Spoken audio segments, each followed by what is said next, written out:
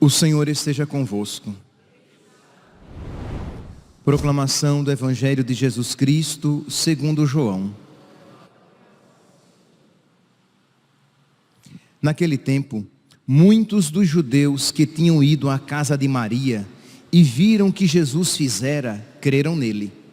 Alguns, porém, foram ter com os fariseus e contaram o que Jesus tinha feito. Então os sumos sacerdotes e os fariseus reuniram o conselho e disseram: o que faremos? Esse homem realiza muitos sinais.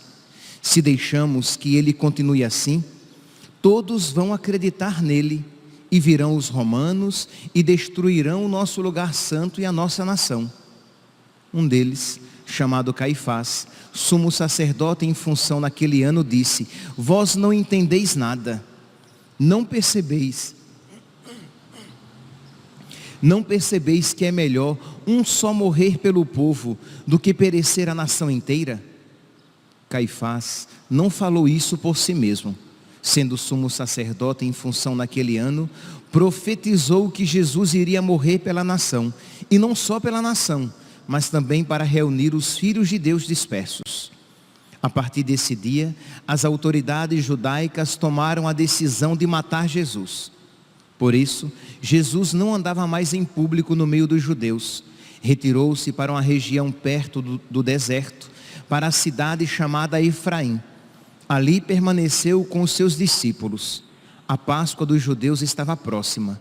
Muita gente do campo tinha subido a Jerusalém para se purificar antes da Páscoa. Procuravam Jesus e, ao reunirem-se no templo, comentavam entre si: o que vos parece?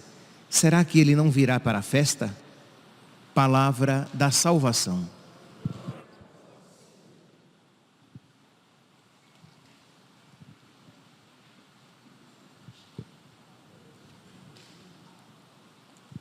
Caríssimos irmãos e irmãs, no Evangelho de hoje, nós vemos que vai crescendo a atitude dos judeus, a atitude contrária dos judeus em relação a Jesus. No versículo 53 do capítulo 11 de São João, do Evangelho de hoje, João capítulo 11, versículo 53, nós vemos de uma maneira agora explícita: os judeus decidem matar Jesus. Versículo 53, a partir desse dia, as autoridades judaicas tomaram a decisão de matar Jesus. E por quê? Por que eles tomaram a decisão de matar Jesus? Porque Jesus tinha feito algo errado? Não, porque Jesus estava realizando sinais indubitáveis, isto é, sinais que não restavam dúvidas, que não deixavam dúvidas de que ele era, no mínimo, um ungido de Deus, um escolhido de Deus. Quer dizer, no mínimo, eles tinham que ter o respeito para com aquele profeta, porque aquilo que ele falava era verdadeiro, porque era testemunhado pelos seus atos. Então vamos ouvir direitinho o que é que ele tem falado, porque Deus não confirma um mentiroso. Se Deus estava confirmando Jesus por meio daqueles sinais, então eles deveriam levar atenção, levar em consideração aquilo que Jesus estava falando. Mas qual é a atitude das autoridades judaicas? Eles não querem se converter. Eles estão obstinados no pecado. Eles tomaram uma atitude de oposição à verdade. Isso se chama classicamente de pecado contra o Espírito Santo. Quando você se opõe, quando você contradiz uma verdade conhecida, quando você se obstina numa atitude, não obstante você perceba que ela está errada. E essa era a atitude das autoridades judaicas. Eles não queriam mais que Jesus vivesse, porque ele realizava sinais, e daqui a pouco todo mundo vai acreditar. É exatamente isso. Olha aqui, vou ler de novo os primeiros versículos do Evangelho de hoje. Naquele tempo, muitos judeus que tinham ido à casa de Maria e viram o que Jesus fizera, creram nele. Que Maria é essa? Maria, irmã de Marta, irmã de Lázaro. Jesus tinha ressuscitado Lázaro, que já cheirava mal. Ele tinha morrido, tinha sido sepultado, já cheirava mal. Jesus chega e diz o que? Lázaro, vem para fora. E Lázaro é ressuscitado. Muitos que viram aquilo disseram: isso é um sinal de Deus, é um sinal indubitável, não resta dúvidas. Mas aquilo que para aqueles que buscavam a verdade era mais do que necessário, para aqueles que não queriam se deixar vencer pela verdade, não era suficiente.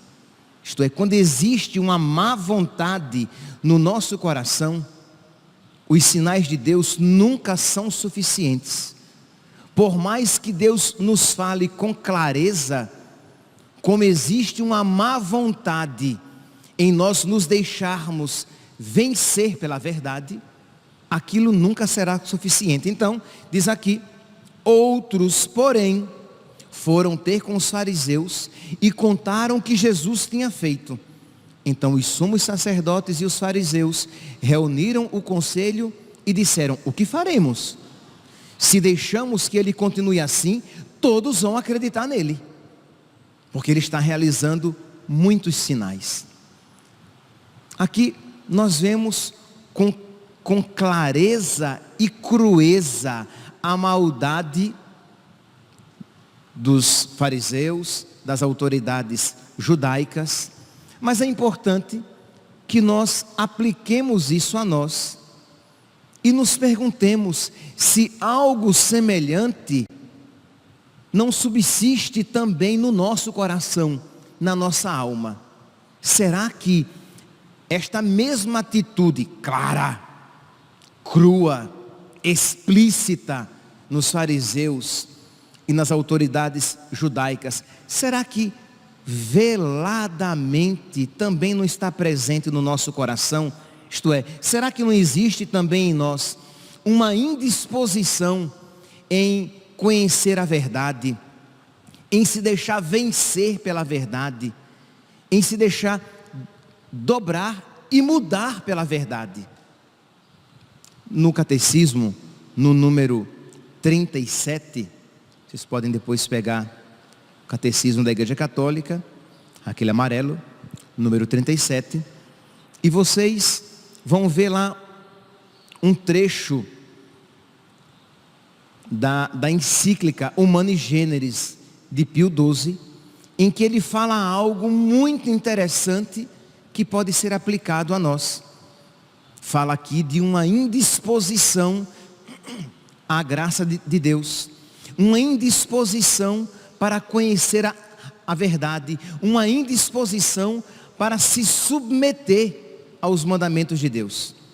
Isto que nós vimos de uma maneira claríssima nos fariseus, nas autoridades judaicas. Pio XII fala que isso às vezes está presente no coração de muitos. Ele fala aqui, o contexto aqui é o quê? A respeito do conhecimento da existência de Deus. Então Pio XII diz: pois embora a razão humana, absolutamente falando, possa chegar com suas forças e lume naturais ao conhecimento verdadeiro e certo de um Deus pessoal que governa e protege o mundo com sua providência, bem como chegar ao conhecimento da lei natural: faça o bem, evite o mal, fuja do mal. De fato, muitos são os obstáculos que impedem a mesma razão de usar eficazmente e com resultado desta sua capacidade natural. Então, Deus nos deu a capacidade, e se nós nos deixarmos guiar, nós iremos chegar ao conhecimento de um Deus pessoal, e nós iremos chegar ao conhecimento da lei natural. Só que, por causa das nossas limitações e pecados, não são poucas as vezes e que nós nos incapacitamos. Isto é, Deus nos deu essa capacidade, mas por causa do nosso pecado, isso não chega, digamos, à plenitude da realização. Meus santos, se alguém estacionou um carro aí do lado de fora, tem um caminhão, parece, querendo passar. Então, se alguém estacionou, dá uma olhadinha lá fora. Pois bem, então, devido ao nosso pecado, nós nos incapacitamos, nós nos tornamos incapazes por causa da maldade que existe no nosso coração. Mas continua aqui a Humani Generis. E quando as verdades de Deus atingem a vida prática, e quando as verdades de Deus atingem a vida prática e a regem, requerem sacrifício e abnegação. Isto é, quando um mandamento de Deus, uma verdade revelada, ela modifica, ela tende a modificar a minha vida, a minha maneira de viver, então isso requer de mim um espírito de sacrifício, de, por amor à verdade, eu mudar a minha vida e não a verdade. Por amor à verdade, eu mudar a minha vida e não o ensinamento de Deus. Por amor à verdade, eu mudar o meu modo de viver e não querer mudar aquilo que foi revelado. Mas são muitas as vezes em que muitos cristãos católicos, eles querem mudar os ensinamentos de Deus, mas não mudar a sua vida. Assim como os fariseus, como eles estavam com medo de perder o templo, de ter um prejuízo na sua cidade, então eles estão dispostos a negar aquilo que Deus estava revelando, que Jesus era o Messias. Eles iriam sacrificar a verdade para não perder a sua segurança. Eu estou sendo exagerado? Ou isso muitas vezes acontece? Isto é, para não perder a minha segurança, isto é, eu coloquei na minha cabeça que eu só quero ter 2 ou 3 filhos no máximo. E aí, eu vou dizer o quê? Não é verdade, não é bem assim, de que eu tenho que ser generoso na aplicação deste mandato de Deus, crescei e multiplicai-vos. Isto é, a igreja ensina, que os casais têm que estar abertos à vida. Nós prometemos isso no dia do nosso casamento, mas eu não quero comprometer a minha segurança, aquilo que você compreende por segurança financeira. E aí você está disposto a mudar os ensinamentos de Deus, a mudar os ensinamentos que a igreja, com a autoridade que lhe foi dada, nos apresenta, mas não se submeter, porque aquilo deve estar ultrapassado. Não deve ser bem assim. Deve haver uma outra explicação. Papa Pio XII, ele continua de uma maneira lapidar agora. Ele vai dizer: donde vemos que os homens, em tais questões, nestas questões, em que os homens não querem mudar os seus pressupostos, nestas questões em que os homens, homem e mulher, em que os homens não querem mudar sua atitude de vida, sua postura, em que os homens não querem perder algo, nessas questões, os homens facilmente procuram persuadir-se de que seja falso, ou ao menos duvidoso, aquilo que eles não desejam que seja verdadeiro. Os homens, eles então Quando eles não querem mudar de atitude, eles dizem que ou não é verdade, ou é duvidoso, deve haver outras interpretações para aquilo que eles não querem que seja verdadeiro, porque não querem mudar de vida. Essa postura estava claramente, cruamente, explicitamente presente nas autoridades judaicas, mas não poucas vezes também presente na nossa vida. Nós não queremos nos dobrar à vontade de Deus, e aí começamos, com questionamentos. Perguntamos, mas isso é ensinamento? Sei lá, você chega para a pessoa e diz, olha, está claro, se você parar um pouquinho, pela luz natural da razão, você já vai ver que o homem foi feito para a mulher, e a mulher para o homem, pela própria estrutura, pela própria anatomia dos corpos, e pela própria complementariedade que acontece. Isto é, você junta um homem e uma mulher, nasce a vida. E isso não acontece com um homem, uma mulher e uma mulher. Isto é, você olha para o corpo daquela pessoa, biologicamente ela é um homem. Mas eu quero dizer que eu sou uma mulher, que eu sou um animal. Entende? Isso aqui não é recurso retórico. Existem pessoas, e isso é feito para quebrar a moral e a doutrina cristã. Então existem pessoas que se comportam como animais e querem ser tratadas como animais. Cachorros, gatos, ou adultos que querem ser tratados como bebês. Algo assim que seria cômico se não fosse tragicamente satânicos. Mas uma pessoa que se comporta como um animal, que anda de coleira, de 4, num shopping center, seria para rir, quando na verdade é de chorar. Porque o que é que se quer colocar na mente das pessoas, você pode ser o que você quiser. Se você quiser ser um cachorro, você será um cachorro. Porque o que importa é a sua vontade. Sereis como deuses. Se você quiser ser como um gato, você vai se comportar como um gato, e todos terão a obrigação de tratá-lo como um gato, um cachorro. Só quero saber se vai comer ração, Mas tudo bem. Só é gato e cachorro quando convém.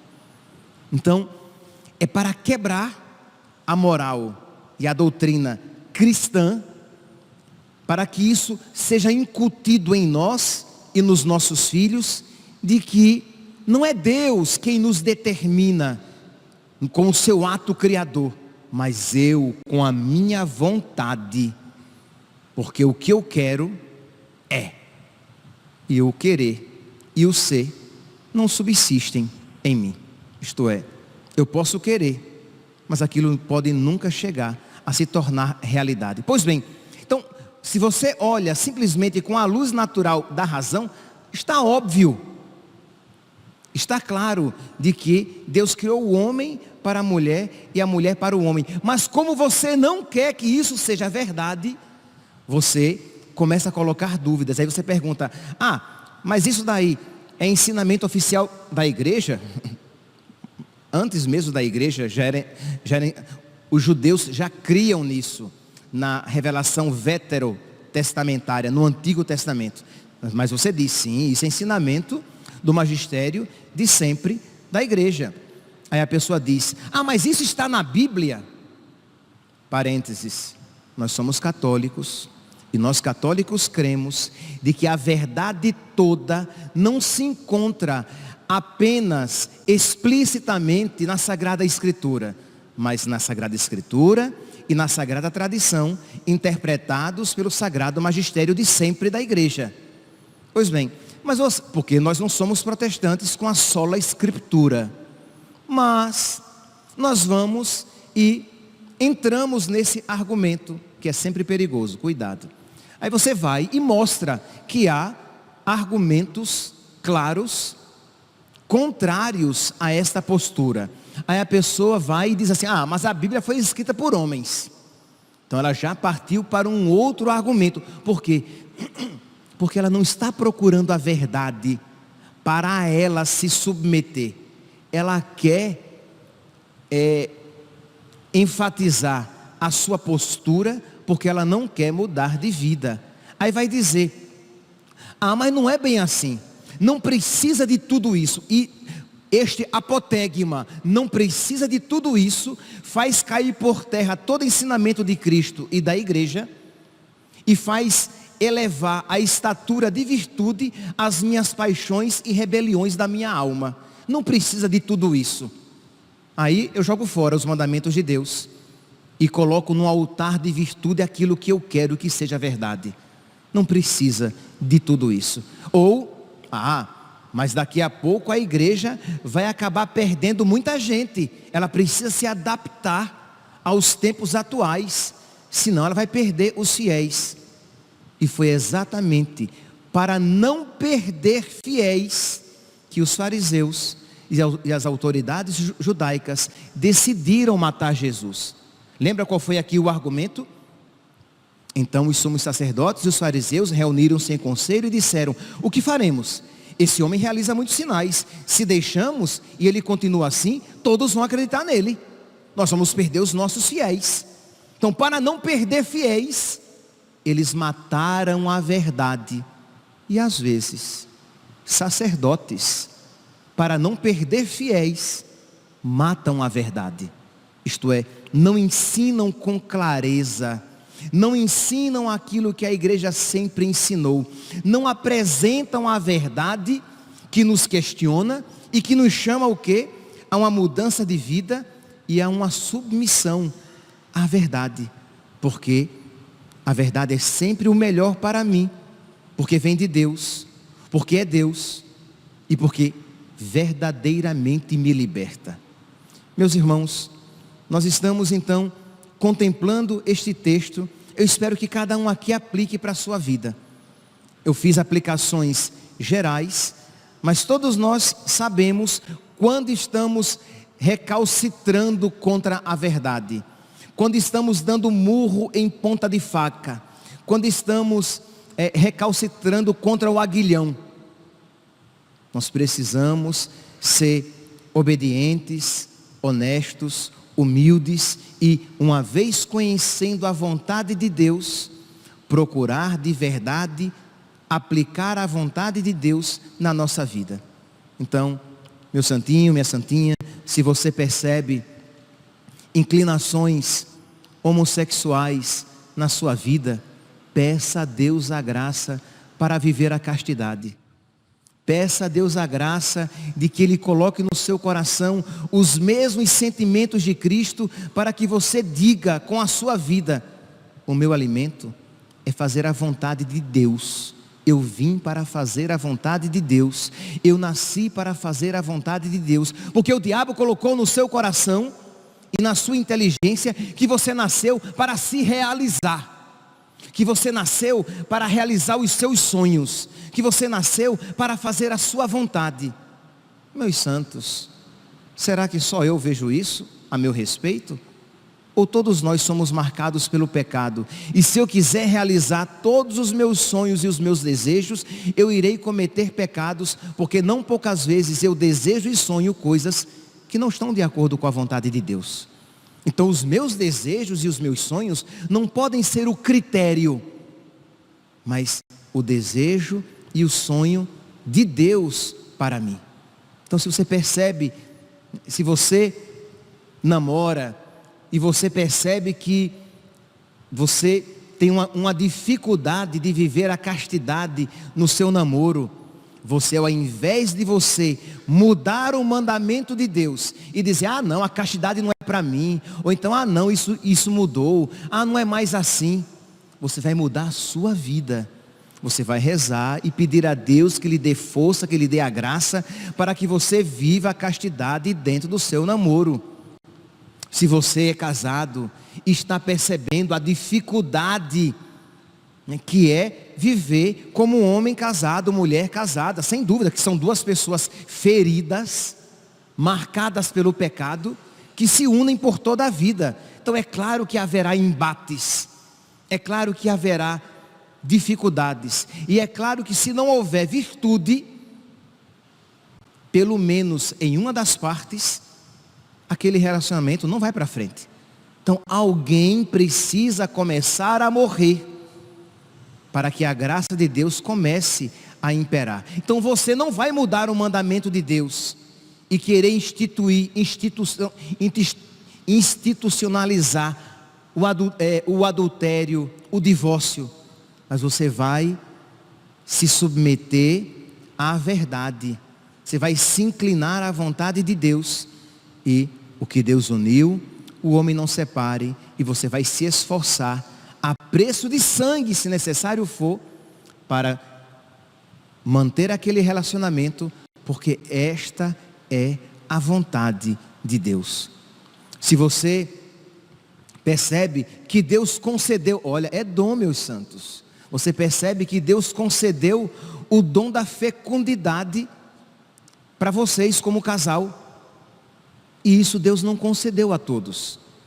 Eu acho que vocês devem conhecer pessoas, casais que querem engravidar e que não alcançam esta graça, e vocês têm o dom da fecundidade, com facilidade a sua esposa engravida, e você vai procurar ser mais generoso, porque se Deus deu a vocês uma fecundidade tão eloquente, foi por algum motivo, e você não vai obstruir os planos de Deus, você vai procurar se abrir a vida com generosidade, mesmo que isso lhe custe um sacrifício, porque, meus santos, toda a vontade de Deus exige de nós um sacrifício. Agora, se você já entra numa vocação matrimonial, por exemplo, querendo só sombra e água fresca, e prazeres, está errado. Você precisa entrar numa vocação, abraçando a vontade de Deus e tomando a sua cruz. Eu vou carregar a minha cruz agora nesse estado de vida para o qual eu fui chamado.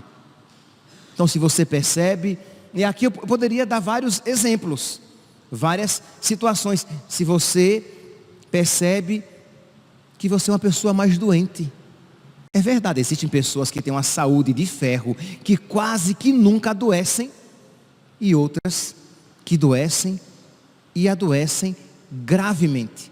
Lhe surgiu um câncer ou uma outra doença grave, e você vai procurar se configurar a Cristo, não se revoltar, procurando fazer tudo aquilo que estiver ao seu alcance para tratar aquela doença, mas ao mesmo tempo tirando todo benefício espiritual daquela situação. Por quê? Porque foi assim que você nasceu, ou aquilo lhe aconteceu, e você vai viver na obediência a Deus, se configurando a Cristo sofredor. Mas não, meus santos, querer a todo custo. Por exemplo, um outro exemplo muito, e aqui termino. Você percebe, eu falei de quem tem a fecundidade maravilhosa. Pode ser que você perceba, já é casado há um bom tempo e não vem filhos, e você se sente tentado à inseminação artificial, à fecundação in vitro e a todo tipo artificial de geração de vida, e você se submete à vontade de Deus e não muda os mandamentos de Deus, porque não quer mudar a sua vontade rebelde, e você diz: se Deus ainda não manifestou a sua vontade pelos meios naturais que Ele colocou, eu não vou desobedecer, eu não vou recorrer a meios artificiais de fecundação, porque deve haver algum motivo de Deus não ter nos dado ainda um filho. Enquanto estivermos no tempo possível de gravidez, há esperança eu irei fazer tudo aquilo que for possível dentro da lei de Deus, mas nada além daquilo que me leva à desobediência e ao pecado, porque você se submete à verdade, e não você quer mudar a verdade, os ensinamentos de Deus, porque você não quer mudar a sua vontade rebelde, obstinada, que está enraizada em si mesmo e no pecado. É fácil, meus santos, ver a feiura deste pecado na atitude das autoridades judaicas, mas precisamos deixar que aquela feiura, de alguma maneira, ilumine o que existe de semelhante em nós, para que nós extirpemos do nosso coração aquelas realidades que levaram à morte, ao assassinato de nosso Senhor Jesus Cristo. Só assim nós estaremos preparados para bem celebrar a Páscoa de nosso Senhor. Louvado seja nosso Senhor Jesus Cristo, para sempre seja louvado.